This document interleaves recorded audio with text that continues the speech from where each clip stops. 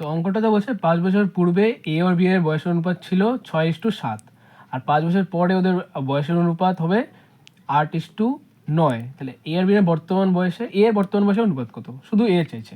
তাহলে আমরা A/B লিখি আমরা, ঠিক আছে। তো এখানে আমরা প্রথমে লিখবো 6:7। বর্তমান বয়সের অনুপাত 5 বছর পরে কত হবে সেটা আমরা জানি না, এখানে আমরা দুইটা চিহ্ন দিলাম। তার 5 বছর পরে আমাদের বয়সের অনুপাত হবে কত বলছে, 8:9। তো আমাদের এখানে পুরোটা ডিফারেন্স হলো 5 আর 5, 5 আর 5 হলো 10, তাহলে পুরোটা ডিফারেন্স হলো 10 বছর। আমাদের এখানে হিসাব মতন এদের দুজনের ডিফারেন্স হলো 7 থেকে 9 গেলে আমাদের 2, আর এখান থেকেও আসলে 2, তো এই 2 এর মানই হলো আমাদের 10। তাহলে একের মান আমরা বলতে পারি 10/2 = 5।